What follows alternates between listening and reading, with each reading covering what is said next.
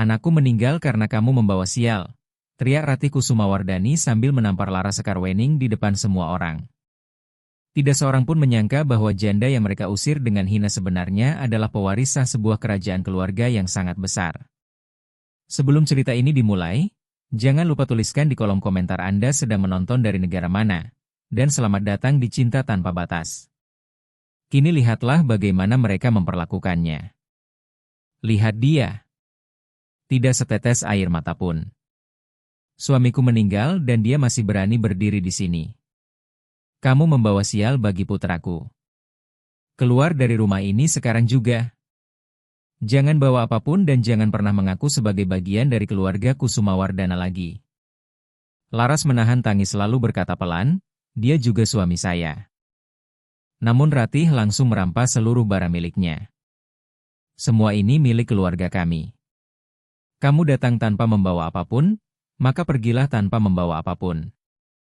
Dengan suara bergetar Laras memohon kepada Pak Surya Atmaja, Pak, selama 30 tahun keluarga saya mengabdi kepada keluarga ini. Apakah benar sudah tidak ada lagi tempat untuk saya? Pak Surya menundukkan kepala sejenak sebelum menjawab dingin, kamu tidak memiliki keluarga lagi di sini. Satpam, antar dia keluar sampai ke jalan. Seorang perempuan tua berbisik lirih ketika Laras melangkah pergi. Tetaplah kuat, nak. Kebenaran selalu menemukan jalannya. Sementara itu seorang kerabat lain mengejek, selamat menikmati hujan. Mereka bahkan mengambil cincin pernikahan dari jari Laras, tetapi tidak ada seorang pun yang mengetahui bahwa ia masih menyimpan cincin lain yang memiliki lambang rahasia keluarga Keraton Wiranegara. Bukti yang suatu hari nanti akan mengubah nasib seluruh keluarga itu. Gerbang besi ditutup rapat di belakang punggungnya. Tanpa mereka sadari suatu hari tanah tempat gerbang itu berdiri justru akan menjadi miliknya. Menjelang sore Laras tiba di kawasan kos sederhana dekat Pasar Beringharjo. Seorang pedagang jagung rebus terus berteriak menawarkan dagangannya sementara orang-orang menyuruhnya menyingkir. Dari sebuah rumah mewah, kini ia hanya memiliki sebuah kamar kos sempit dengan satu tempat tidur. Pemilik kos, Ibu Sulastri, berkata ketus, kalau mau tinggal di sini, bayar uang kos 2 minggu sekarang juga. Laras memohon, Bu, beri saya waktu 3 hari. Saya pasti mencari pekerjaan. Ibu Sulastri mendengus. Semua orang di pasar bilang kamu janda yang diusir setelah suamimu yang kaya meninggal. Tidak ada uang, tidak ada kamar. Baik, 3 hari. Kalau lewat 1 malam saja, semua barangmu saya keluarkan ke jalan. Keesokan paginya kabar tentang dirinya sudah menyebar di seluruh pasar. Itu dia janda pembawa sial. Jangan dekat-dekat dengannya nanti nasib buruk menular.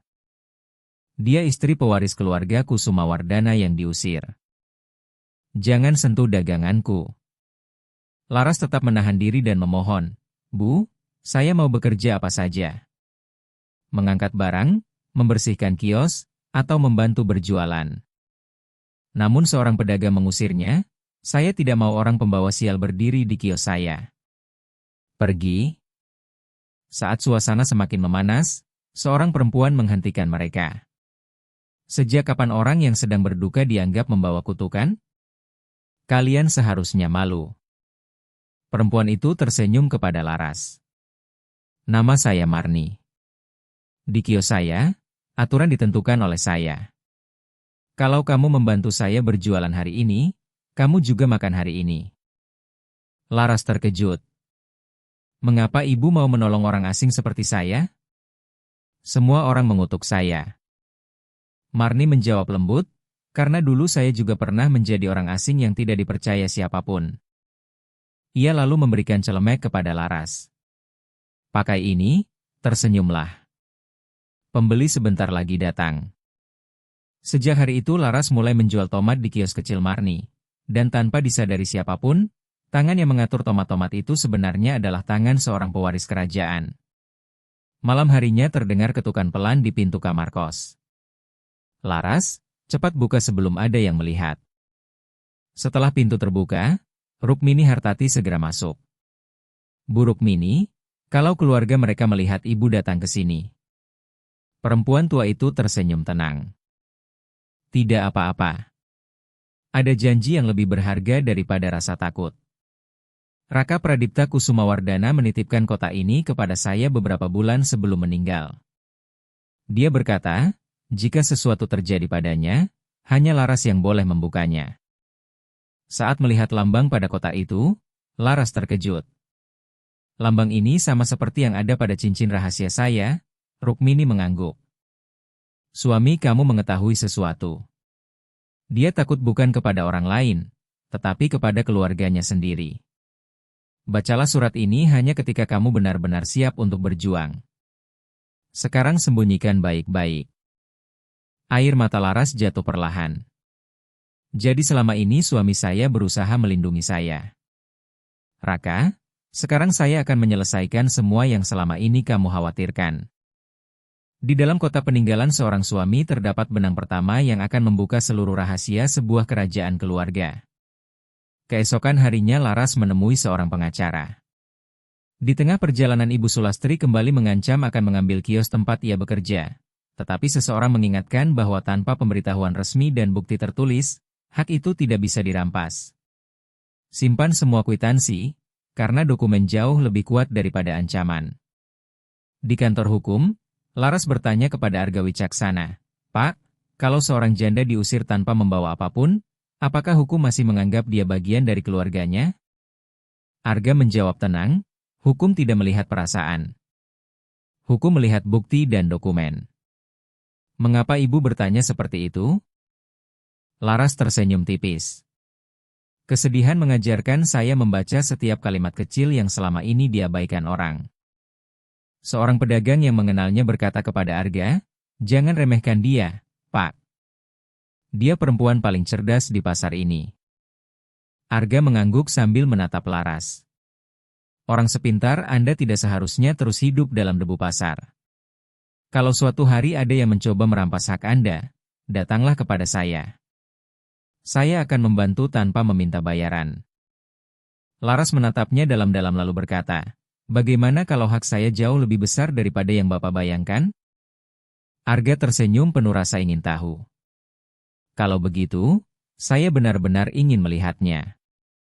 Arga Wicaksana adalah pengacara jujur pertama yang berpihak kepada Laras Sekarwening, dan tanpa disadari bidak-bidak dalam sebuah pertempuran besar mulai tersusun. Laras datang ke pasar hanya untuk mencari sesuap nasi, tetapi justru menemukan sekutu pertama dalam perjuangan yang bahkan belum ia nyatakan. Malam itu ia akhirnya membuka surat yang ditinggalkan Raka Pradipta Kusumawardana. "Untuk Laras, jika kamu membaca surat ini berarti aku sudah tiada. Ketahuilah, kamu tidak pernah dilahirkan sebagai anak dari keluarga miskin. Kamu adalah pewaris yang selama ini disembunyikan dari terah keraton Wiranegara." Tangan Laras gemetar ketika melihat lambang kerajaan pada surat itu sama persis dengan lambang yang terukir pada cincin rahasianya. Selama ini semuanya benar. Orang-orang telah merampas seluruh kehidupan seorang perempuan yang bahkan tidak mengetahui mahkota yang menjadi haknya sendiri. Mulai hari itu semuanya berubah. Janda yang mereka hina akhirnya mengetahui bahwa dirinya dilahirkan untuk memimpin. Pada saat yang sama, keluarga Kusumawardana berkumpul untuk pembacaan surat wasiat. Seseorang membacakan isi dokumen itu, "Seluruh harta dan seluruh saham saya wariskan kepada ibu saya dan keluarga saya." Lalu terdengar suara mengejek, "Kalau begitu, apa yang diterima Laras?" Ratih Kusumawardani menjawab sambil tersenyum puas, "Tidak 1 rupiah pun. Dia tidak pernah menjadi bagian dari keluarga ini. Biarkan dia membusuk di kawasan kumuh." Tidak seorang pun memperhatikan bahwa tinta pada surat wasiat itu masih terlalu baru. Mereka menandatangani kemenangan mereka di atas dokumen palsu tanpa menyadari bahwa dokumen yang sama suatu hari nanti akan menghancurkan hidup mereka sendiri. Setelah semua orang pergi, Nadira Kusumawardani berkata pelan, "Sekarang semuanya menjadi milik kita. Janda itu sudah pergi dan surat wasiat sudah selesai." Dimas Pranoto mengingatkan, "Pelankan suaramu. Saya sudah menerima bayaran untuk memalsukan surat wasiat ini. Selama tidak ada yang membongkarnya, semuanya aman." Semua orang tertawa. "Siapa yang akan melawan kita? Seorang penjual tomat dari kawasan kumuh?" Ratih berkata dingin, "Yang paling berharga bukan rumah ini, melainkan seluruh tanah milik PT Samudra Nusantara Propertindo. Pak Surya Atmaja, segera selesaikan pengalihan seluruh saham sebelum batas waktu 30 hari berakhir. Setelah itu tidak ada siapapun yang bisa menyentuh kita. Pak Surya mengangguk. Semuanya akan selesai hari ini. Mereka kembali tertawa.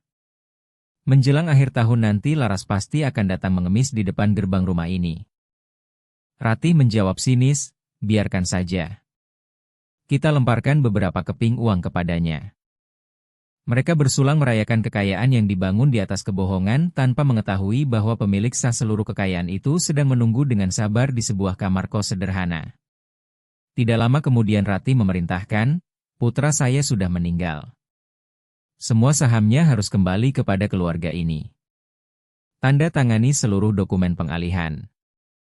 Salah seorang staf berkata ragu, Bu, saham PT Samudra Nusantara Propertindo selama ini berada dalam perwalian. Mungkin masih ada ahli waris lain. Ratih membentak, tidak ada. Janda itu tidak memiliki apa-apa. Selesaikan semuanya sebelum 30 hari berakhir. Pak Surya kembali menjawab, akan saya urus hari ini juga. Dengan satu tanda tangan mereka mengira telah menguasai seluruh kerajaan bisnis itu, padahal seluruh sertifikat tanah sesungguhnya mengarah kepada nama yang sama sekali berbeda. Beberapa hari kemudian seorang penagih datang ke kios Marni Lestari. Waktumu habis. Bayar sekarang juga. Marni memohon, tolong beri saya waktu 1 minggu lagi. Dagangan sedang sepi. Pria itu hendak merampas kios tersebut, tetapi Laras segera menghentikannya. Jangan sentuh kios itu. Pria itu mengejek, siapa kamu? Laras menjawab tegas, orang yang akan membawa pengacara dan polisi jika kamu berani menyentuh kios ini lagi. Pria itu menggerutu sebelum pergi. Baik. 1 minggu lagi saya datang bersama orang-orang saya. Setelah suasana tenang, Marni bertanya dengan haru, kamu sebenarnya bisa pergi begitu saja. Mengapa kamu tetap membelaku? Laras tersenyum lembut. Karena dulu ibu juga tidak meninggalkan saya ketika semua orang menjauh. Sekarang kita saling menjaga. Tanpa disadari siapapun, janda yang tidak memiliki apa-apa itu baru saja mengucapkan janji pertamanya sebagai seorang pewaris kerajaan, yaitu melindungi orang-orang lemah yang selama ini diabaikan dunia. Sementara itu di rumah keluarga Kusumawardana, Ratih kembali berkata, kalau 30 hari berlalu, semua aset akan menjadi milik kita selamanya. Seseorang menambahkan, begitu pagi hari itu lewat, tidak ada pengadilan yang bisa membatalkan surat wasiat. Nadira tersenyum puas. Kalau begitu biarkan waktu berjalan. Janda itu tidak bisa melakukan apa-apa. Namun seorang anggota keluarga berkata pelan, entah mengapa saya tidak suka melihat dia begitu tenang ketika diusir. Ratih menjawab, orang yang tidak punya kekuatan hanya bisa berpura-pura tenang. Abaikan saja dia. Tinggal 29 hari lagi. Mereka terus menghitung mundur menuju kemenangan. Tanpa mengetahui bahwa Laras juga sedang menghitung waktu menuju kemenangan yang sesungguhnya. Keesokan harinya Laras meletakkan surat peninggalan Raka beserta cincin berlambang Keraton Wiranegara di hadapan Arga Wicaksana. Dengan suara mantap ia berkata, mereka memalsukan surat wasiat dan mengusir saya. Saya ingin mengambil kembali semuanya melalui jalur hukum. Arga membaca surat itu dengan saksama, lalu menatap lambang kerajaan pada cincin tersebut. Kalau surat ini asli dan lambang ini benar, maka ini bukan lagi perkara seorang janda miskin. Ini adalah sebuah perang. Laras mengangguk tanpa ragu. Kalau begitu terimalah perkara saya. Saya tidak akan membayar dengan uang, tetapi dengan kebenaran. Arga tersenyum dan menjabat tangannya. Saya menerima perkara ini. Raka Aditya Pranata tidak mengetuk gerbang kayu perkebunan Sumberwening karena yakin seseorang akan membukakannya. Ia mengetuk karena rasa lapar yang sudah melampaui batas mampu membuat seorang anak kecil kehilangan rasa malu. Di luar gerbang perkebunan yang terletak di Desa Pujon Kidul, Kabupaten Malang, Jawa Timur, ia berdiri diam selama beberapa saat dengan telapak tangannya menempel pada kayu yang dingin, memandangi rumah induk yang tampak di kejauhan, dikelilingi pepohonan tua, padang rumput yang masih basah oleh embun, serta kabut tipis yang seolah menyimpan begitu banyak rahasia. Usianya baru 11 tahun, tetapi kedua bahunya telah memikul kelelahan seseorang yang terlalu cepat belajar bahwa kehidupan tidak pernah menunggu seseorang tumbuh dewasa sebelum melukainya. Kemeja yang dikenakannya sudah lusuh, kedua kakinya dipenuhi lumpur, rambutnya menempel di dahi dan tengkuk, sementara di balik bajunya tergantung sebuah liontin perak Bunda Maria yang telah menghitam dimakan usia, terikat pada seutas tali sederhana. Raka Aditya Pranata tidak pernah tahu bahwa liontin itu adalah satu-satunya penghubung antara rasa lapar yang ia rasakan sore itu dan sebuah kebenaran yang telah terkubur selama bertahun-tahun. Perjalanan menuju tempat itu terasa sangat panjang, bukan karena jarak yang ditempuh, melainkan karena dingin, kesunyian, perut kosong, dan harapan yang semakin memudar di setiap langkah. Langit kelabu menggantung di atas desa Pujon Kidul, sementara angin membawa aroma tanah basah, kayu bakar yang telah padam, dan susu sapi hangat dari arah dalam perkebunan. Bagi kebanyakan orang, aroma itu hanyalah wangi sebuah rumah, tetapi bagi Raka Aditya Pranata, aroma itu terasa seperti kenangan yang bahkan ia sendiri tidak tahu apakah benar pernah mengalaminya atau hanya sekadar mimpi. Ia menggenggam gerbang kayu itu dengan jemarinya lalu memanggil pelan, seolah meminta maaf karena masih ada di dunia ini. Tidak ada jawaban. Ia pun mencoba sekali lagi dengan suara sedikit lebih keras, meski tetap lirih dan penuh rasa sungkan. Apakah masih ada sedikit makanan yang tersisa di dalam? Seorang perempuan yang sedang menyapu halaman depan menghentikan sapunya dan menoleh ke arah gerbang. Namanya Lestari Wulandari. Ia telah bekerja di rumah itu selama bertahun-tahun dan mengenal sifat Ibu Rati Wibisana jauh lebih baik daripada sebagian anggota keluarganya sendiri. Ia tahu bahwa perempuan tua itu tidak pernah menyukai orang asing yang datang ke gerbang, terutama sejak sebuah kehilangan besar mengubah perkebunan Sumberwening menjadi tempat yang luas, indah, tetapi dipenuhi kesedihan. Lestari Wulandari melangkah perlahan sambil mengusap kedua tangannya pada celemek dapurnya.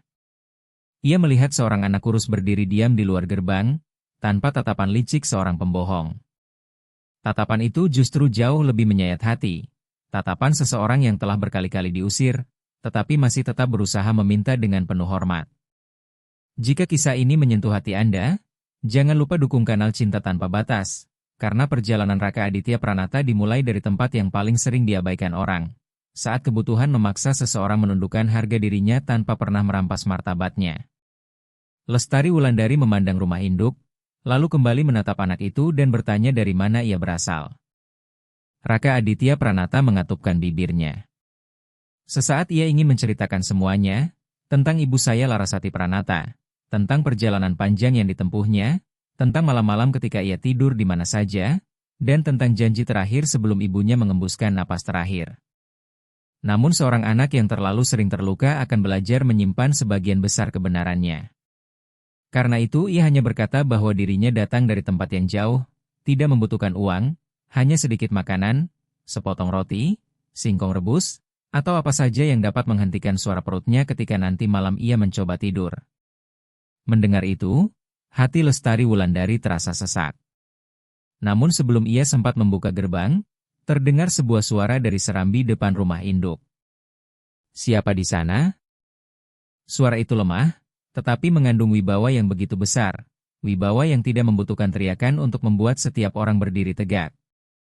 Ibu Rati Wibisana muncul sambil bertumpu pada tongkat kayu jati berwarna gelap. Ia mengenakan kebaya sederhana dari kain tebal dengan selendang batik yang menutupi bahunya.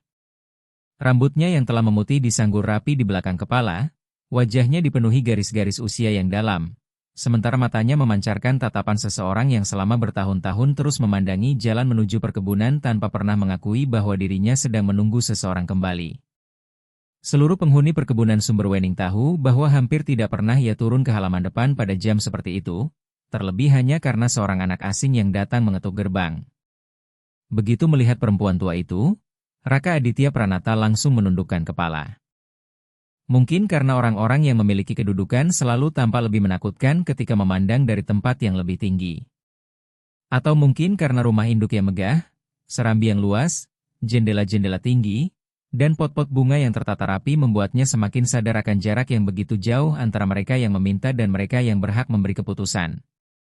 Ibu Ratih Wibisana melangkah beberapa langkah mendekat sambil mengamati anak itu dengan tatapan tegas yang lebih merupakan kebiasaan daripada kebencian. "Apa yang dia inginkan?" tanyanya kepada Lestari Wulandari. Dengan suara pelan, Lestari Wulandari menjawab, "Dia hanya meminta makanan, Bu." Katanya cukup sedikit saja. Perempuan tua itu terdiam sesaat, seolah kata, makanan, menyentuh bagian hatinya yang telah lama terkunci. Makanan memang terdengar sederhana, hampir tidak berarti apa-apa. Namun seringkali justru permintaan yang paling kecil mampu memperlihatkan siapa diri seseorang sebenarnya. Sebelum ada yang menyuruhnya pergi, Raka Aditya Pranata buru-buru menjelaskan bahwa ia bersedia bekerja sebagai gantinya. Ia sanggup mengangkat kayu bakar, membersihkan halaman, mengambil air, menyapu gudang pakan ternak, atau melakukan pekerjaan apapun. Suaranya bergetar, bukan karena malas bekerja, melainkan karena ia sudah terbiasa membuktikan bahwa dirinya pantas menerima bahkan hal yang paling sederhana. Ibu Ratih Wibisana tidak langsung menjawab. Ia hanya terus memandangi anak itu, dan semakin lama ia melihat, semakin jelas kegelisahan aneh muncul di wajahnya, meskipun tidak seorang pun mengerti alasannya. Mungkin karena cara Raka Aditya Pranata menekan perutnya dengan sebelah tangan. Mungkin karena ia selalu menghindari menatap rumah itu. Atau mungkin karena garis rahangnya, bentuk matanya, atau sebuah kemiripan yang terlalu kecil untuk disebut kenangan namun terlalu kuat untuk dianggap kebetulan. Jika kisah ini mulai menyentuh hati Anda, jangan lupa bergabung bersama kanal Cinta Tanpa Batas dan ikuti kisahnya hingga akhir. Karena Raka Aditya Pranata mengira gerbang itu hanyalah tempat untuk meminta sesuap makanan. Padahal di balik perkebunan sumber Wening telah lama tersimpan sebuah kehilangan yang sedang menunggu kedatangan seorang anak yang bahkan tidak pernah diberitahu bahwa dirinya akan datang. Lestari Wulandari kemudian membuka gerbang kayu dengan hati-hati, dan suara deritnya bergema ke seluruh halaman depan. Raka Aditya Pranata melangkah masuk satu langkah, lalu berhenti. Seolah masih menunggu seseorang mengatakan bahwa semua ini hanyalah sebuah kesalahan. Ibu Ratih Wibisana menangkap keraguan itu dan memerintahkan agar anak tersebut diberi roti hangat serta kopi susu hangat. Perintah itu terdengar tegas, tetapi Lestari Wulandari mengenal majikannya dengan baik sehingga ia segera menyadari perbedaannya. Ada tergesa-gesa di balik suara itu, bukan tergesa-gesa untuk mengusir, melainkan tergesa-gesa untuk memahami. Raka Aditya Pranata menerima sepotong roti dengan kedua tangannya.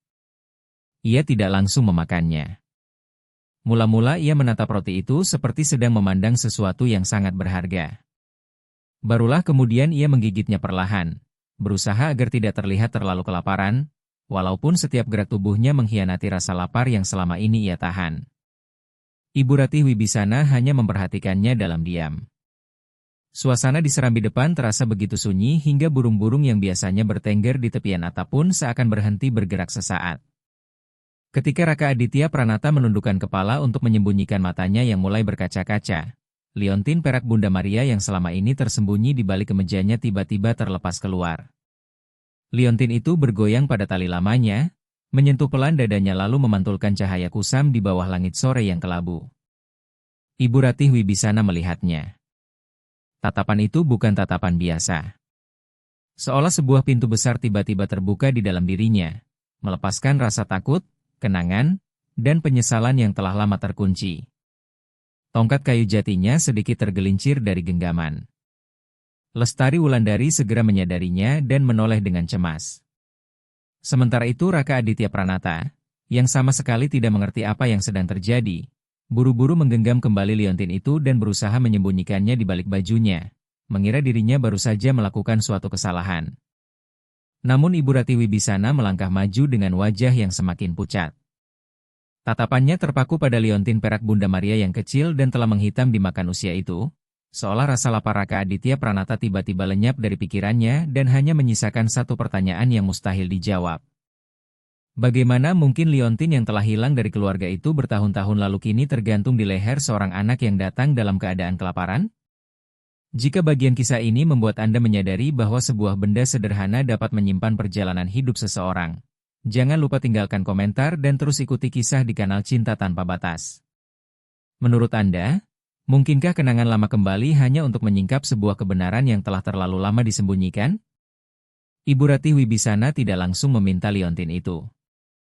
Ia terlebih dahulu menatap wajah Raka Aditya Pranata, seolah berusaha menemukan jawaban yang bahkan terlalu berat untuk dipikul oleh anak seusianya. Sepotong roti masih berada di tangan kecilnya, sudah tergigit sedikit di bagian ujung, tetapi ia kehilangan selera makan begitu menyadari bahwa semua orang di Serambi depan kini memandangnya dengan cara yang berbeda. Lestari Wulandari berdiri membeku di samping meja, tidak tahu apakah harus membereskan cangkir, menopang majikannya, atau membawa anak itu pergi sebelum sesuatu yang lebih buruk terjadi.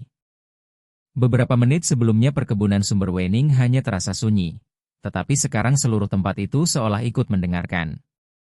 Bahkan angin berembus perlahan melalui celah-celah Serambi, membawa aroma kopi susu hangat, kayu tua, dan hujan yang masih jauh, menyelimuti suasana ketika tidak seorang pun tahu pertanyaan mana yang seharusnya diucapkan lebih dahulu. Ibu Ratih Wibisana kembali melangkah maju.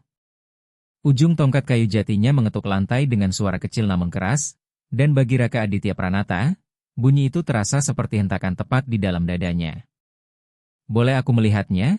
ujar Ibu Ratih Wibisana, berusaha menjaga suaranya tetap tenang. Hampir tanpa sadar Raka Aditya Pranata langsung menggenggam liontin itu erat-erat, melindunginya seperti seseorang yang sedang menjaga satu-satunya peninggalan terakhir dari orang yang sangat dicintainya. Itu bukan karena ia curiga, melainkan karena ia takut kehilangannya. Raka Aditya Pranata telah kehilangan hampir semua hal yang seharusnya dimiliki seorang anak. Rumah, pelukan hangat, suara ibu saya Larasati Pranata yang memanggilnya dengan penuh kasih, dan tempat untuk tidur tanpa rasa takut. Bagi orang lain, liontin itu mungkin hanyalah benda kecil yang tidak berarti. Tetapi baginya, itulah bagian terakhir dari sebuah janji. Melihat sikap anak itu, Ibu Ratih Wibisana berhenti.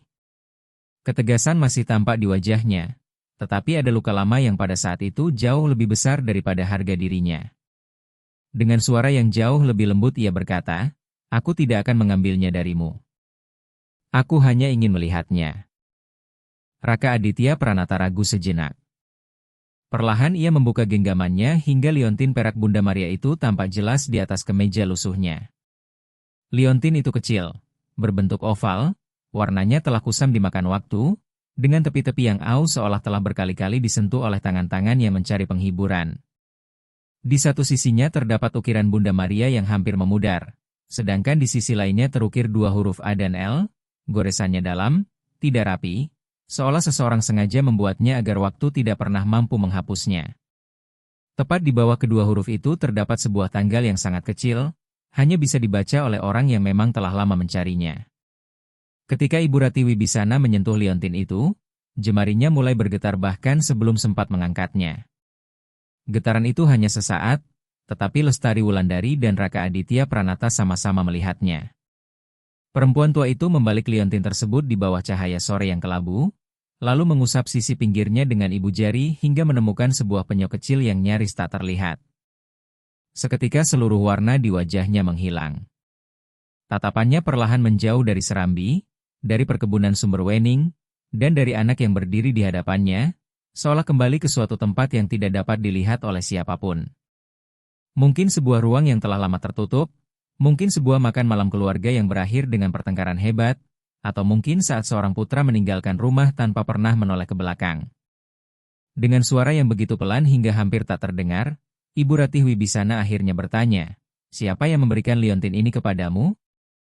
Raka Aditya Pranata menelan sisa roti di mulutnya dengan susah payah sebelum menjawab lirih, "Ibu saya, Larasati Pranata." Mendengar jawaban itu, Ibu Ratih Wibisana menutup kedua matanya selama beberapa detik, seolah membutuhkan waktu untuk menerima kenyataan yang baru saja mulai dipahaminya. "Lalu dari mana ibumu mendapatkan liontin itu?" tanya Ibu Ratih Wibisana. Raka Aditya Pranata langsung menundukkan kepala. Pertanyaannya memang sederhana, tetapi menyentuh luka yang paling dalam di hatinya. Ia teringat ibu saya Larasati Pranata yang terbaring lemah di atas kasur tipis yang sudah usang. Napasnya pendek-pendek, sementara tangan yang mulai dingin masih menggenggam tangannya dengan sisa tenaga yang dimilikinya. Ia masih ingat saat ibunya melepaskan liontin perak Bunda Maria dari lehernya sendiri, mengenakannya pada leher Raka Aditya Pranata, lalu berpesan agar benda itu tidak pernah dijual, seberat apapun rasa lapar yang harus dihadapinya. Saat itu Raka Aditya Pranata tidak pernah mengerti mengapa sebuah liontin tua yang kusam bisa lebih berharga daripada makanan. Namun kini, ketika berdiri di hadapan Ibu Rati Wibisana yang wajahnya semakin pucat, ia mulai menyadari bahwa mungkin ibu saya Larasati Pranata telah mengetahui sejak lama bahwa suatu hari nanti benda kecil itu akan mampu membuka sebuah pintu yang tidak akan pernah bisa dibuka oleh kata-kata. Dengan suara pelan Raka Aditya Pranata menjawab, "Ibu saya bilang liontin ini berasal dari keluarga ayah saya, bukan dari keluarganya." Mendengar jawaban itu, Ibu Rati Wibisana menggenggam liontin tersebut begitu erat hingga buku-buku jarinya memutih. Lestari Wulandari segera melangkah mendekat. "Ibu Ratih, apakah ibu ingin duduk dulu?" tanyanya penuh khawatir. Namun Ibu Ratih Wibisana seolah tidak mendengar. Seluruh perhatiannya hanya tertuju kepada Raka Aditya Pranata dengan tatapan yang hampir membuat siapapun merasa gentar. Setelah beberapa saat ia bertanya lagi dengan suara yang nyaris berbisik, "Siapa nama ayahmu?" Raka Aditya Pranata terdiam cukup lama. Pertanyaan itu membuka luka yang berbeda. Sosok ayah baginya lebih banyak hidup melalui cerita daripada kenangan. Ibu saya Larasati Pranata selalu menyebut nama ayahnya dengan penuh kasih. Tetapi setiap kali nama itu selesai diucapkan, selalu muncul kesunyian panjang, seolah ada jalan yang tidak pernah sanggup ia lalui kembali. Akhirnya Raka Aditya Pranata menjawab lirih, "Nama ayah saya adalah Arya Wibisana." Nama itu jatuh di serambi seperti suara piring yang pecah menghantam lantai. Lestari Wulandari spontan menutup mulutnya dengan kedua tangan, sementara Ibu Rati Wibisana mundur selangkah hingga tongkat kayu jatinya hampir terlepas dari genggaman. Tidak seorang pun di tempat itu perlu menjelaskan betapa berat arti nama tersebut. Meskipun telah lama tiada, Arya Wibisana masih seolah tinggal di rumah itu. Ia hidup di dalam kamar lamanya yang selama bertahun-tahun terkunci di lorong belakang, di balik foto-foto keluarga yang sengaja dibalik menghadap dinding, dalam percakapan yang selalu berhenti setiap kali Ibu Rati Wibisana memasuki ruangan, dan dalam setiap perayaan yang tidak pernah lagi diadakan sejak putra tunggalnya meninggalkan perkebunan Sumberwening. Bagi Raka Aditya Pranata, Arya Wibisana adalah ayah yang telah meninggal sebelum sempat mengajarinya memancing, menunggang kuda, atau mengatakan bahwa tidak ada seorang anak pun yang seharusnya merasa malu karena lapar. Sementara bagi Ibu Rati Wibisana, Arya Wibisana adalah kehilangan yang selama bertahun-tahun ia paksa berubah menjadi kemarahan agar dirinya tidak hancur oleh rasa rindu. "Itu ayah saya," lanjut Raka Aditya Pranata, tanpa memahami mengapa kalimat sederhana itu justru melukai semua orang yang mendengarnya. Ibu Rati Wibisana memegang dadanya sendiri. Tatapannya tidak lagi dipenuhi ketegasan, melainkan ketakutan yang sulit disembunyikan. "Tidak, itu tidak mungkin," gumamnya pelan. Namun wajah Raka Aditya Pranata sendiri seolah membantah penolakannya.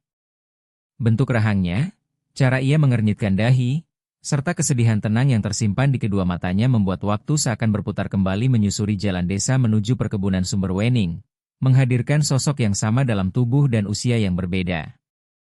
Tiba-tiba perempuan yang selama bertahun-tahun bersikeras bahwa dirinya tidak pernah menunggu siapapun kini berdiri di hadapan seseorang yang mungkin merupakan jawaban atas penantian yang tidak pernah berani diakuinya. Raka Aditya Pranata mulai merasa tidak nyaman dipandangi seperti itu.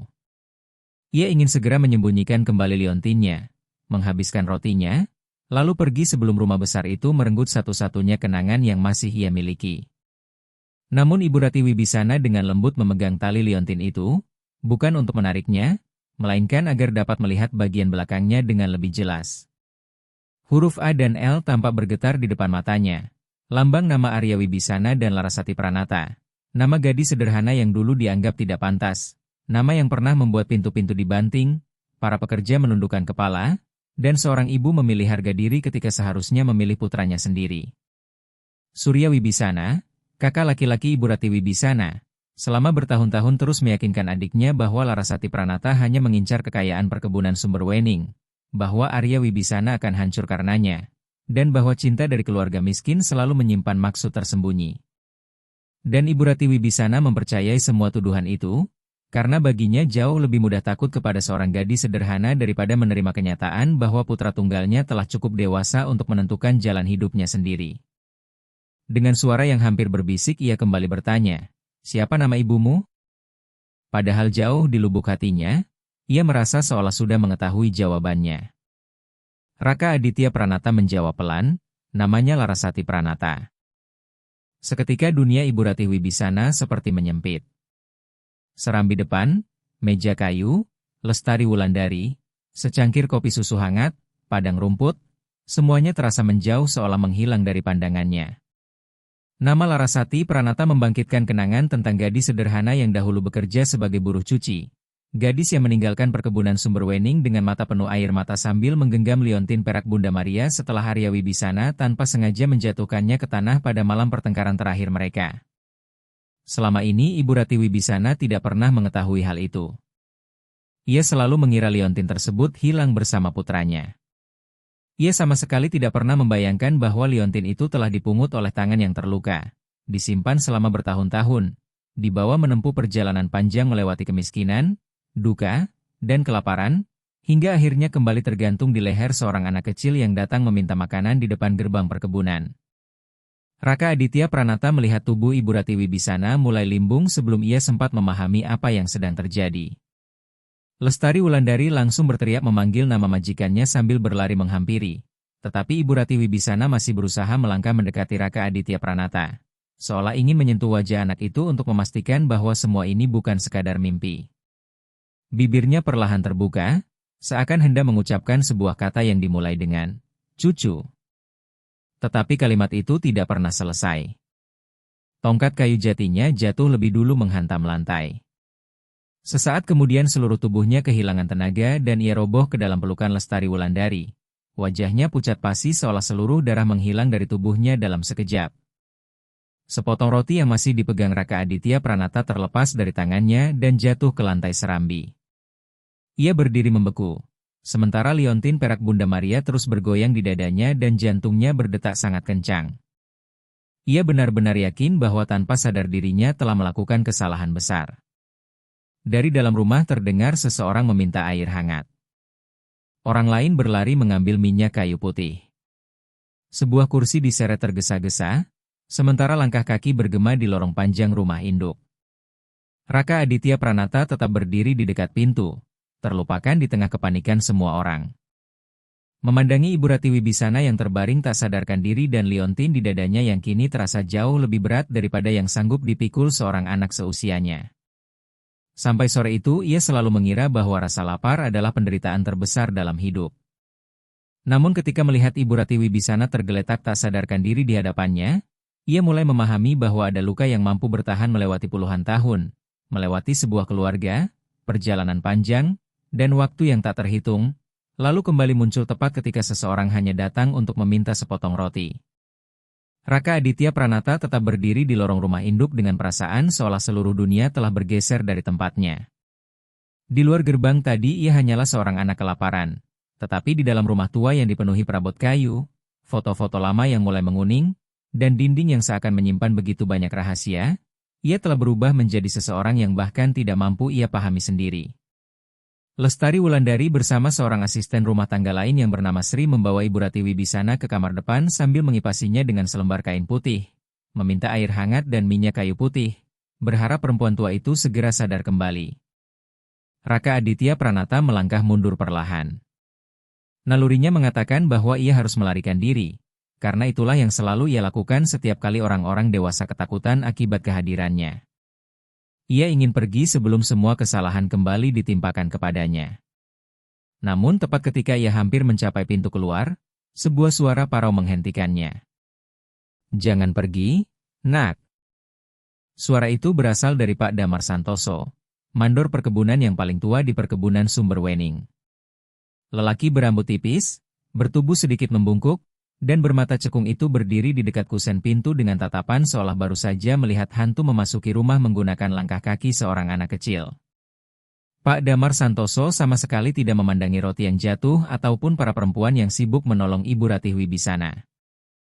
Tatapannya hanya tertuju pada liontin perak Bunda Maria di dada Raka Aditya Pranata. Tatapan itulah yang membuat Raka Aditya Pranata sadar bahwa semua yang baru saja terjadi bukanlah hayalan Ibu Rati Wibisana. Masih ada orang lain di rumah itu yang mengenali liontin tersebut. Dengan gugup ia kembali menggenggam liontin itu di balik kemejanya lalu bertanya hampir tanpa suara, "Apakah saya telah melakukan kesalahan?" Pak Damar Santoso tidak langsung menjawab. Ia terdiam cukup lama, seolah sedang memilih kata-kata yang sanggup mengubah nasib seorang anak untuk selamanya. Pak Damar Santoso tetap terdiam cukup lama, seolah sedang memilih antara menjaga sebuah rahasia yang telah terkubur bertahun-tahun atau melindungi anak kecil yang tanpa sengaja telah menemukan rahasia itu. Akhirnya ia hanya mengembuskan napas panjang lalu menunjuk ke arah dapur. Duduklah dulu. Makanlah. Kebenaran tidak seharusnya disampaikan kepada seseorang yang masih menahan lapar. Kalimat itu terdengar sederhana, tetapi dipenuhi kebaikan yang lahir dari kelelahan panjang. Raka Aditya Pranata menuruti perkataannya, meskipun setiap langkah yang membawanya semakin jauh ke dalam rumah itu membuatnya merasa bukan sedang memasuki tempat yang baru, melainkan sedang berjalan menuju masa lalu yang seolah telah menunggunya bahkan sebelum ia dilahirkan. Di dapur, Lestari Wulandari meletakkan beberapa potong roti hangat, secangkir kopi susu hangat, serta sepiring nasi putih dengan sayur kacang merah yang masih mengepul di hadapannya. Aroma makanan itu langsung membangkitkan rasa laparnya kembali, tetapi kini Raka Aditya Pranata makan dengan hati yang terbelah antara rasa lapar dan ketakutan. Ia menyuapkan makanan sedikit demi sedikit, berusaha tetap sopan meskipun perutnya memohon agar ia makan lebih cepat. Pak Damar Santoso duduk di seberang meja tanpa mengalihkan pandangan sedikit pun darinya. Tatapan itu bukan penuh kecurigaan, melainkan penuh perbandingan. Ia memperhatikan cara Raka Aditya Pranata memegang sendok, cara menundukkan kepala, garis halus di dagunya, hingga jeda-jeda sunyi di antara setiap jawaban yang keluar dari mulut anak itu. Tiba-tiba Pak Damar Santoso bangkit tanpa mengatakan apapun. Ia berjalan menuju lemari kayu jati tua di ruang sebelah, lalu kembali sambil membawa sebuah kotak kayu tua berwarna gelap, kotak yang biasa dipakai menyimpan benda-benda lama yang sudah tidak digunakan tetapi terlalu berharga untuk dibuang. Dengan sangat hati-hati ia membuka kotak itu.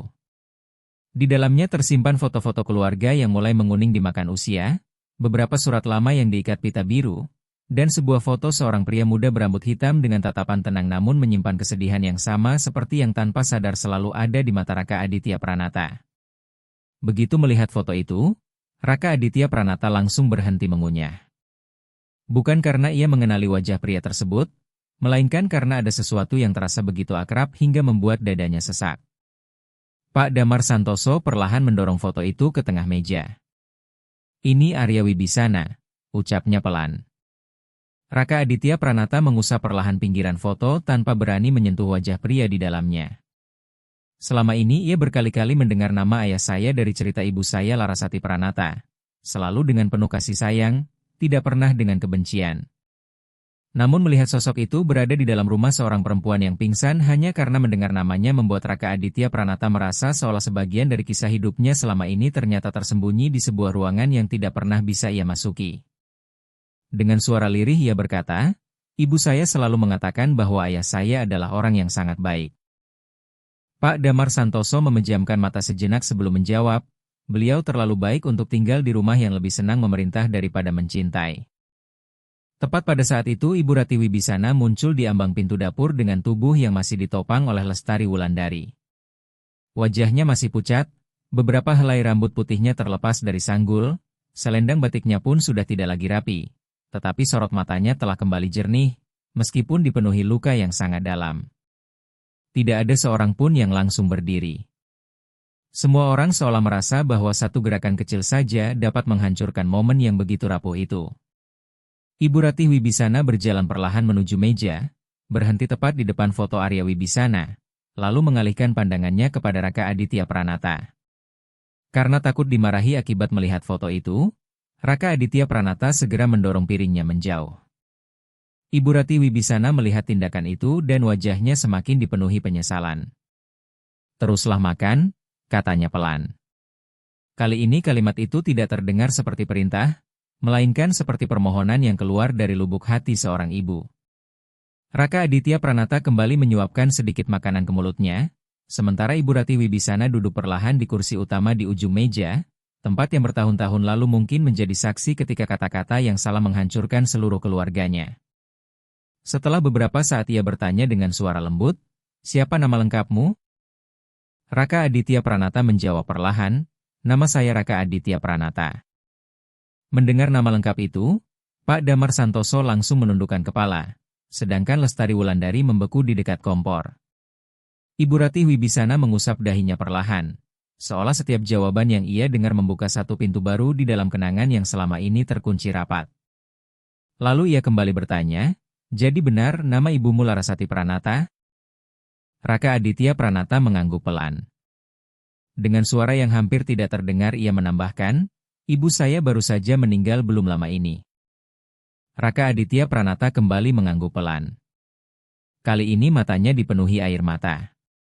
Dengan suara bergetar ia berkata, "Sebelum ibu saya Larasati Pranata meninggal, beliau berpesan bahwa jika suatu hari saya tidak lagi memiliki tempat untuk pulang, saya harus datang ke perkebunan Sumberwening.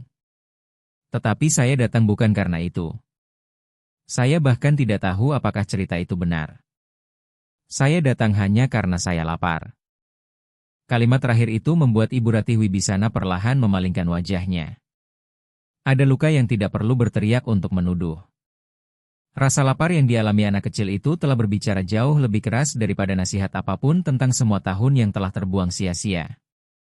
Setelah suasana kembali hening, Pak Damar Santoso mulai berbicara, bukan seperti seseorang yang sedang mengulang gosip lama, melainkan seperti orang yang sedang menggali kembali masa lalu dengan kedua tangannya sendiri. Ia menceritakan bahwa Arya Wibisana adalah putra tunggal Ibu Ratih Wibisana, pewaris perkebunan Sumberwening, seorang pemuda yang lebih senang berbincang dengan para pekerja perkebunan daripada menghadiri jamuan makan bersama para pemilik tanah. Dari situlah Arya Wibisana mengenal Larasati Pranata, putri dari Ibu Marsih Pranata, seorang buruh cuci yang bekerja di rumah-rumah penduduk sekitar. Setiap kali Larasati Pranata datang ke perkebunan untuk mengambil atau mengantar pakaian, Arya Wibisana selalu mencari alasan agar bisa melewati tempat pencucian. Awalnya hanya karena rasa penasaran, kemudian berubah menjadi kekaguman, hingga akhirnya tumbuh menjadi cinta yang begitu tulus. Cinta mereka sangat sederhana, tetapi di dalam keluarga yang begitu menjunjung tinggi nama besar dan kedudukan, kesederhanaan justru dianggap sebagai penghinaan. Orang pertama yang menyadari hubungan itu sekaligus orang pertama yang meracuni semuanya adalah Surya Wibisana, kakak laki-laki Ibu Ratih Wibisana. Ia terus mengatakan bahwa Larasati Pranata hanya ingin mengubah nasib dengan menguasai kekayaan perkebunan Sumberwening, bahwa Arya Wibisana telah dibutakan oleh cinta, dan bahwa tidak mungkin seorang gadis miskin mencintai pewaris keluarga kaya tanpa memiliki tujuan tersembunyi. Ia mengulang kebohongan itu berkali-kali hingga fitnah tersebut terdengar seperti nasihat yang masuk akal. Saat itu Ibu Ratih Wibisana telah menjadi seorang janda setelah kepergian Bapak Harjono Wibisana, dan ketakutannya kehilangan kendali atas keluarga membuatnya mempercayai semua ucapan sang kakak. Atau mungkin memilih untuk mempercayainya karena jauh lebih mudah menuduh Larasati Pranata sebagai perempuan yang mengejar harta daripada menerima kenyataan bahwa putranya mencintai seseorang di luar kehidupan yang telah ia rancang.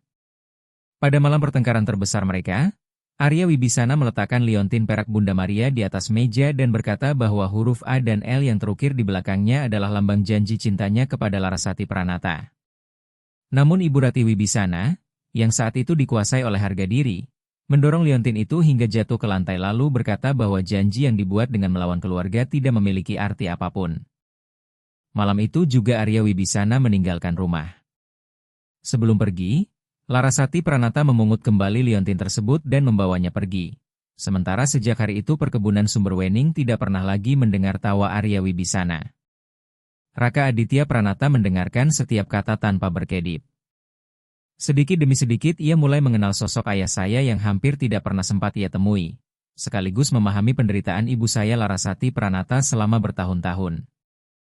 Kini ia akhirnya mengerti mengapa ibunya selalu mencium liontin itu setiap kali malam terasa begitu berat, mengapa ibunya tidak pernah mengizinkannya menukar liontin itu dengan makanan, dan mengapa ibunya selalu berkata bahwa ada benda-benda yang mungkin tidak mampu mengenyangkan perut, tetapi sanggup menjaga jiwa agar tidak mati dilupakan.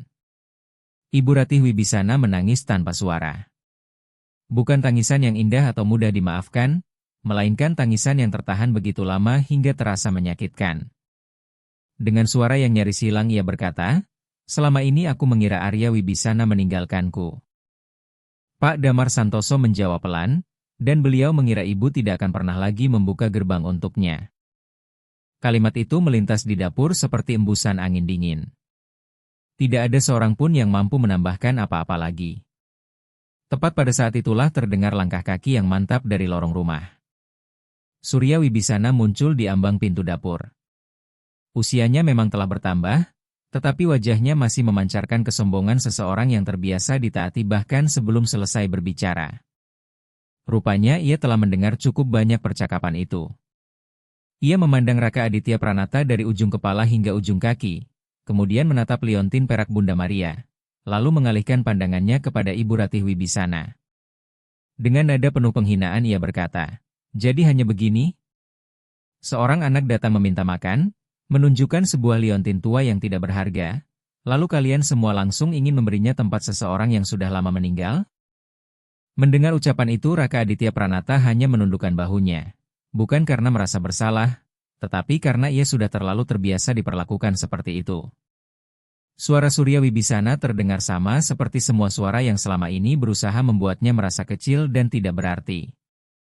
Ibu Ratih Wibisana mencoba berbicara, tetapi emosinya masih terlalu kuat untuk membiarkan kata-kata keluar dengan tenang. Sementara itu Surya Wibisana melangkah mendekati meja dan menyentuh foto Arya Wibisana seolah-olah hanya dirinya yang berhak menentukan bagaimana kisah keluarga itu harus dikenang. Larasati Pranata memang sejak dulu pandai berpura-pura. Aku sudah memperingatkan semuanya. Dan sekarang, bahkan setelah meninggal, dia masih menyuruh anaknya datang untuk menyelesaikan rencananya, ujar Surya Wibisana dengan nada penuh penghinaan. Lestari Wulandari langsung melangkah maju dengan wajah marah, tetapi Pak Damar Santoso mengangkat tangannya perlahan, memberi isyarat agar semua tetap tenang. Sementara itu Raka Aditya Pranata tidak membalas, tidak menangis, dan tidak membantah sepatah kata pun. Ia hanya memasukkan tangannya ke dalam saku celana lusuhnya lalu mengeluarkan selembar surat yang telah dilipat berkali-kali hingga bagian tepinya mulai robek dan kusam karena lembabnya perjalanan panjang. Dengan suara pelan ia berkata, "Sebelum meninggal, ibu saya Larasati Pranata juga meminta saya menyimpan surat ini." Mendengar itu Surya Wibisana tertawa sinis.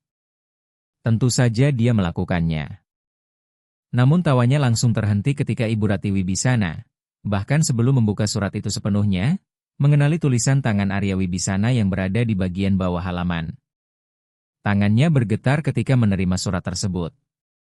Di bagian atas terdapat tulisan Larasati Pranata, sedangkan di bagian paling bawah terdapat beberapa kalimat pendek yang ditulis oleh Arya Wibisana dengan tinta yang sudah mulai memudar, tetapi masih cukup jelas untuk mengguncang seluruh keyakinan yang selama ini hidup di rumah itu. Ibu Ratih Wibisana memegang surat tersebut seolah sedang memegang jantungnya sendiri.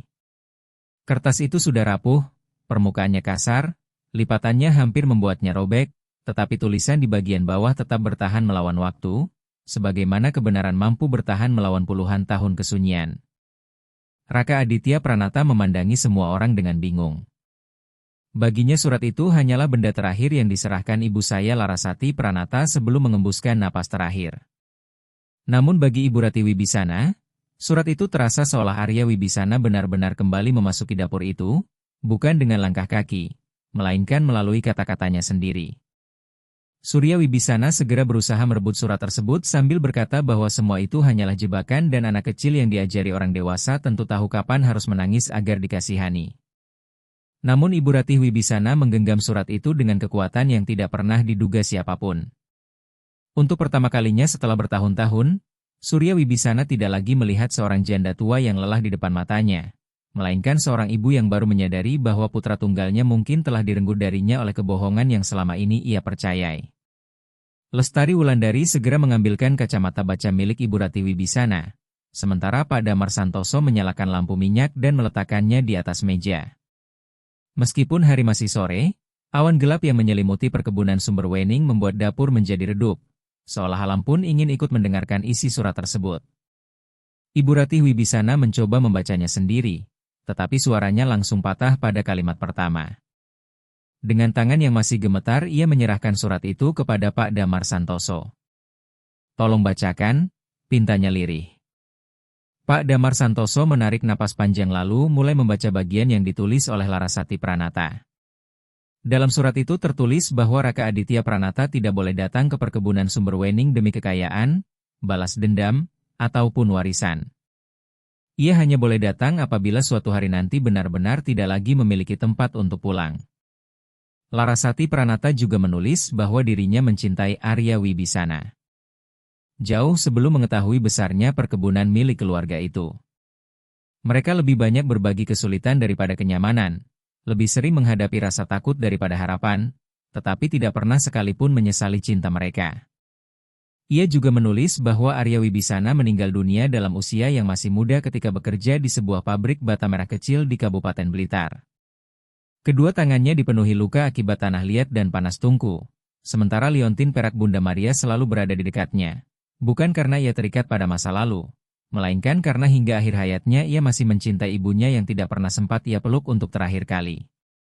Jika kisah ini menyentuh hati Anda, jangan lupa dukung kanal Cinta Tanpa Batas, karena cerita seperti ini bukan hanya tentang Raka Aditya Pranata atau Ibu Rati Wibisana, tetapi tentang begitu banyak keluarga yang kehilangan waktu berharga akibat kesombongan, ketakutan, dan kebohongan orang lain.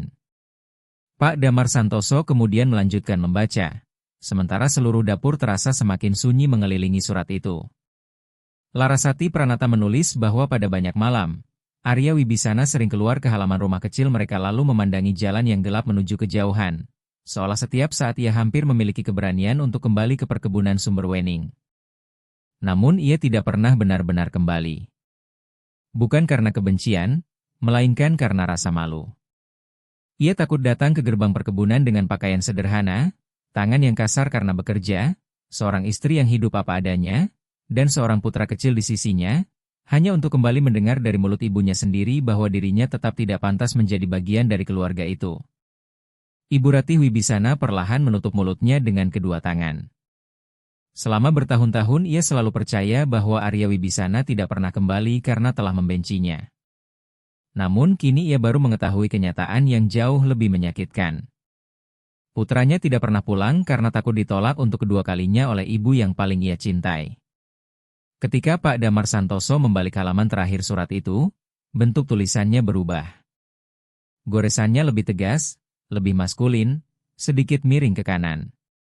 Hanya ada beberapa kalimat pendek yang ditulis oleh Arya Wibisana, mungkin pada saat ia telah mengetahui bahwa hidupnya tidak akan berlangsung lama. Pak Damar Santoso berhenti sejenak sebelum membacakannya. Bukan untuk menciptakan ketegangan, melainkan karena ia langsung mengenali tulisan tangan itu sebagaimana seseorang mengenali suara lama yang tidak pernah benar-benar terlupakan. Ibu Rati Wibisana mengangkat wajahnya perlahan. Untuk pertama kalinya Raka Aditya Pranata melihat kelemahan yang begitu nyata di mata seorang orang dewasa. Dengan suara yang bergetar Ibu Rati Wibisana berkata, "Bacakan semuanya." Pak Damar Santoso pun menurut. Ia mulai membaca tulisan terakhir Arya Wibisana. "Ibu, jika suatu hari liontin ini kembali ke tangan ibu, jangan pernah menganggapnya sebagai tuntutan atau penyesalan. Anggaplah ini sebagai bukti bahwa aku tidak pernah berhenti menjadi putra ibu.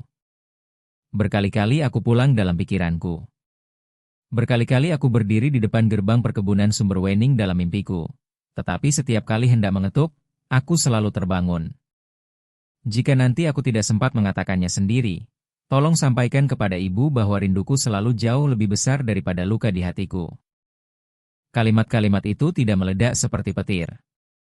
Justru perlahan tenggelam ke dalam hati setiap orang yang mendengarnya, dan itulah yang membuatnya jauh lebih menyakitkan. Ibu Rati Wibisana membeku tanpa bergerak sedikit pun, seolah ada sesuatu yang menghantam jiwanya jauh sebelum tubuhnya mampu bereaksi. Surya Wibisana perlahan memalingkan wajahnya. Lestari Wulandari menangis tanpa berusaha menyembunyikan air matanya. Sementara Raka Aditya Pranata hanya memandangi mereka semua sambil menggenggam erat liontin perak Bunda Maria. Dan untuk pertama kalinya ia merasa takut bukan karena rasa lapar atau perjalanan panjang yang telah dilaluinya, melainkan karena menyadari betapa besar penderitaan yang selama ini tanpa sadar tergantung di lehernya. Perlahan Ibu Rati Wibisana bangkit dari kursinya sambil menopang tubuhnya pada meja. Setiap langkah menuju Raka Aditya Pranata terasa seperti langkah yang harus melewati puluhan tahun penyesalan. Ketika akhirnya berdiri tepat di depan anak itu, ia tidak langsung menyentuh liontin tersebut.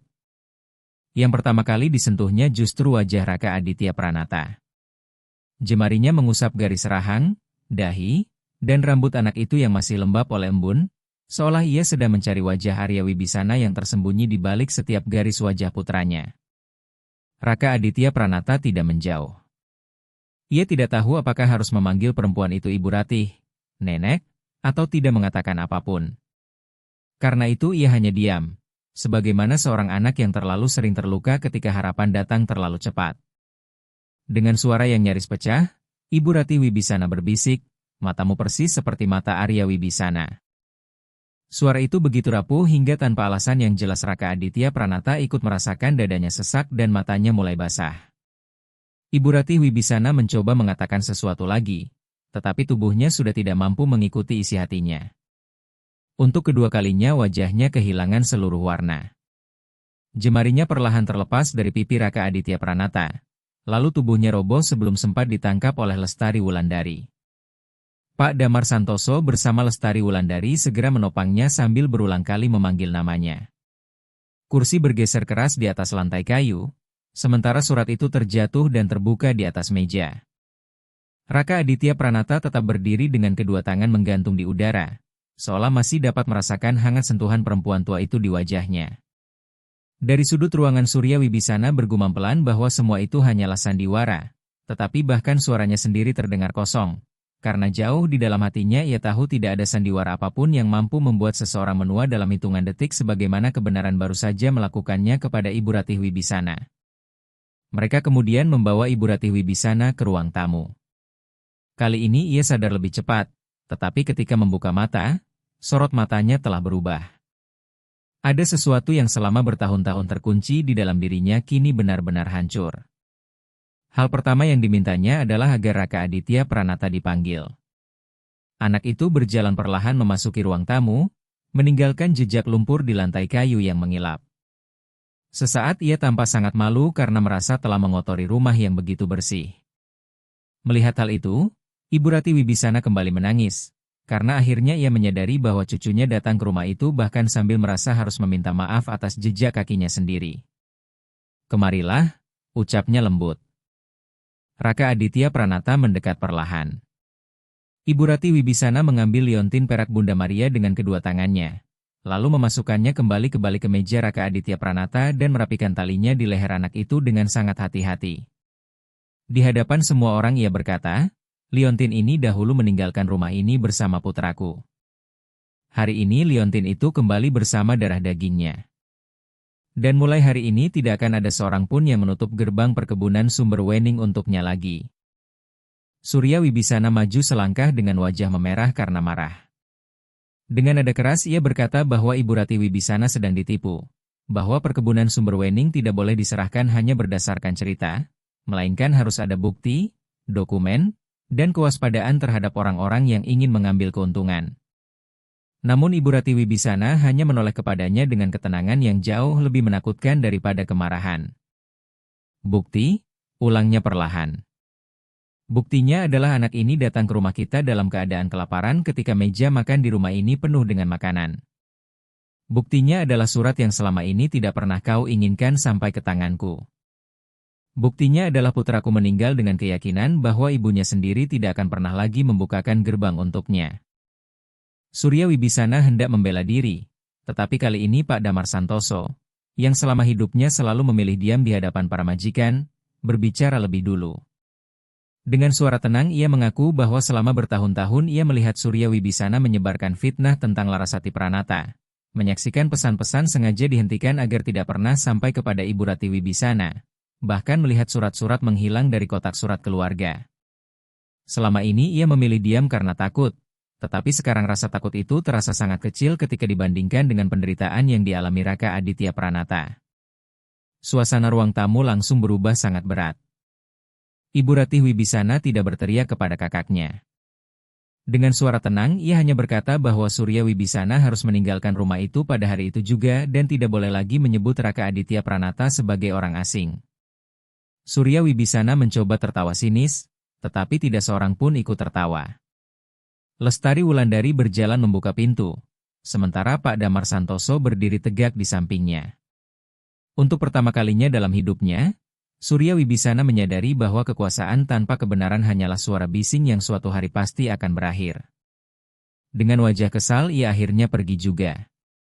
Ketika pintu rumah tertutup, Raka Aditya Pranata menatap Ibu Rati Wibisana dengan bingung, sama sekali tidak mengerti apa yang akan terjadi pada dirinya. Semua yang baru dialaminya terasa terlalu besar bagi seorang anak yang beberapa jam sebelumnya hanya datang untuk mencari sepotong roti. Ibu Ratih Wibisana mengulurkan tangannya, tetapi tidak menarik anak itu mendekat. Ia membiarkan Raka Aditya Pranata memilih sendiri apakah ingin menghampirinya atau tidak. Dengan suara lembut ia berkata, "Hari ini kamu tidak perlu memanggilku dengan sebutan apapun. Kamu juga tidak wajib memaafkan rumah yang membutuhkan waktu begitu lama untuk menemukanmu. Kamu hanya perlu tahu bahwa jika kamu ingin tinggal di sini, tidak akan ada seorang pun yang mengusirmu lagi." Raka Aditya Pranata memandang meja di ruang tamu, foto-foto keluarga yang tergantung di dinding, Lestari Wulandari yang masih diam-diam menangis, serta Pak Damar Santoso yang mengusap matanya menggunakan lengan bajunya. Setelah beberapa saat ia mengajukan sebuah pertanyaan yang begitu sederhana hingga membuat semua orang merasa dadanya seperti diremas. "Apakah masih ada roti?" Ibu Ratih Wibisana menutup kedua matanya. Anak itu tidak meminta warisan, tidak meminta kamar tidur, pakaian baru, nama keluarga, ataupun kedudukan di rumah tersebut. Ia hanya meminta roti. Tubuh kecilnya mengingatkan semua orang bahwa rasa haru tidak pernah mampu mengenyangkan perut seorang anak. Perlahan Ibu Ratih Wibisana membuka kedua lengannya. Raka Aditya Pranata melangkah masuk ke dalam pelukannya dengan hati-hati, seperti seseorang yang memasuki rumah asing di tengah hujan deras. Ibu Ratih Wibisana memeluknya dengan sangat lembut, takut jika terlalu erat justru akan menghancurkan sedikit kepercayaan yang masih dimiliki anak itu. Di tengah ruang tamu yang luas itu, rasa lapar akhirnya menemukan pelukan hangat bahkan sebelum menemukan meja makan. Jika Anda belum bergabung bersama kanal Cinta Tanpa Batas, jangan lupa mengikuti kisah ini. Karena di balik banyak pintu yang tertutup selalu ada seseorang yang diam-diam menunggu kesempatan kedua meskipun tidak tahu bagaimana cara memintanya. Malam itu Raka Aditya Pranata makan malam di meja dapur bersama Ibu Ratih Wibisana, Lestari Wulandari, dan Pak Damar Santoso. Bukan di ruang makan utama, karena di sanalah ia merasa paling diterima. Ia menikmati nasi putih, sayur kacang merah, ayam kecap, dan roti hangat dengan perlahan. Sesekali menoleh ke arah Ibu Ratih Wibisana, seolah takut semua kehangatan itu akan lenyap jika ia terlalu cepat mempercayainya. Ibu Ratih Wibisana tidak mengajukan banyak pertanyaan. Ia hanya tetap berada di dekat cucunya. Karena terkadang kasih sayang yang datang terlambat harus belajar terlebih dahulu agar tidak menakutkan. Lestari Wulandari menyiapkan sebuah kamar sederhana di dekat dapur, lengkap dengan selimut bersih dan baskom berisi air hangat. Sebelum berbaring, Raka Aditya Pranata menyentuh spray tempat tidurnya perlahan, seolah ingin memastikan bahwa semua yang terjadi malam itu benar-benar nyata. Keesokan paginya Ibu Ratih Wibisana memerintahkan agar jendela kamar lama Arya Wibisana dibuka. Begitu pintu terbuka, ruangan itu dipenuhi aroma kayu tua yang telah lama tertutup, kerinduan yang membeku, dan waktu yang seakan berhenti berjalan. Di salah satu sudut terdapat sebuah ranjang kayu sederhana, beberapa buku yang telah dipenuhi debu, sebuah kemeja lama yang masih tersimpan rapi di dalam peti kayu, serta sebuah foto yang selama bertahun-tahun dibiarkan menghadap ke dinding. Raka Aditya Pranata tetap berdiri di ambang pintu tanpa berani melangkah masuk hingga Ibu Ratih Wibisana perlahan mengambil foto itu lalu membaliknya menghadap ke depan. Di sana tampak Arya Wibisana ketika masih muda, tersenyum tipis ke samping dengan wajah yang penuh harapan. Raka Aditya Pranata memandangi foto tersebut sangat lama. Setelah itu ia perlahan menyentuh liontin perak Bunda Maria yang tergantung di dadanya. Ia tidak memanggil pria dalam foto itu sebagai ayah saya, tidak pula memanggil Ibu Ratih Wibisana sebagai nenek, tetapi ia memilih tetap tinggal. Dalam keheningan itu tersimpan jawaban yang jauh lebih bermakna daripada kata-kata terindah sekalipun. Ibu Ratih Wibisana akhirnya mengerti bahwa pengampunan tidak selalu datang melalui pelukan yang langsung diberikan. Terkadang pengampunan hadir dalam bentuk seorang anak kecil yang tidak lagi memilih pergi dari depan pintu rumah.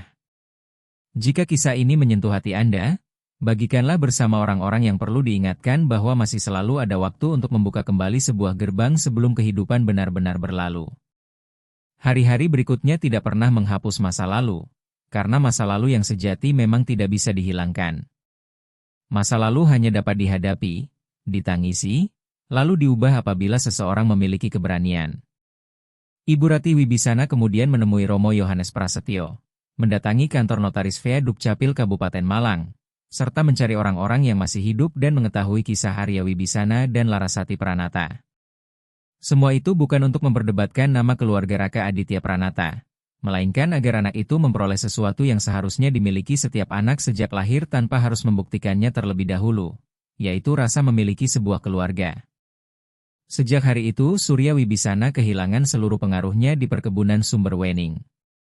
Lestari Wulandari selalu meletakkan satu piring tambahan di meja makan tanpa perlu menunggu perintah siapapun.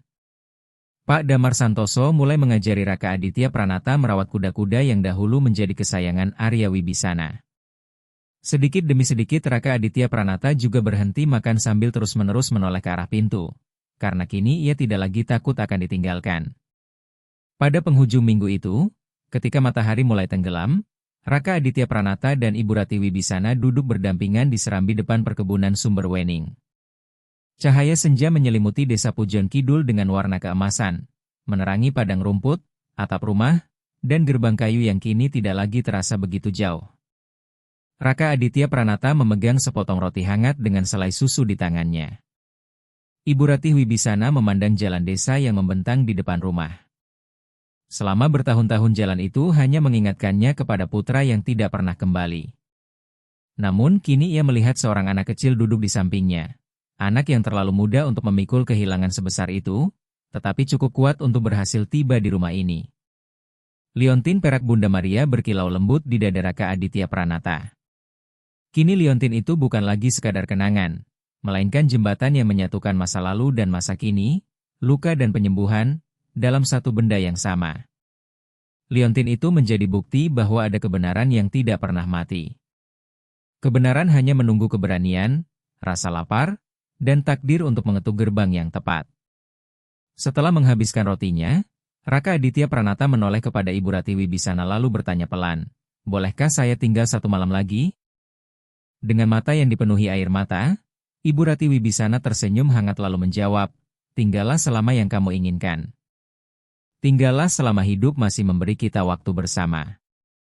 Raka Aditya Pranata tidak mengatakan apa-apa lagi. Ia hanya menyandarkan kepalanya perlahan pada lengan Ibu Rati Wibisana, tanpa menyadari bahwa gerakan kecil itu telah mengembalikan sebagian dunia yang selama ini hilang dari hati perempuan tua tersebut. Begitulah akhirnya Raka Aditya Pranata, anak yang datang hanya untuk meminta makanan, menemukan jauh lebih banyak daripada sepiring hidangan. Ia menemukan kisah keluarganya, menemukan jati dirinya, menemukan nenek, dan menemukan sebuah rumah tempat liontin perak Bunda Maria tidak lagi menjadi beban rahasia, melainkan menjadi kenangan yang akan dijaga sepanjang hidup. Semoga kisah ini tetap tinggal di dalam hati Anda sebagaimana kisah itu tetap hidup di perkebunan Sumber Wening, mengingatkan bahwa tidak ada rumah yang benar-benar kaya apabila masih membiarkan seseorang yang membawa kesempatan untuk memperbaiki masa lalu tetap berdiri sendirian di luar gerbang.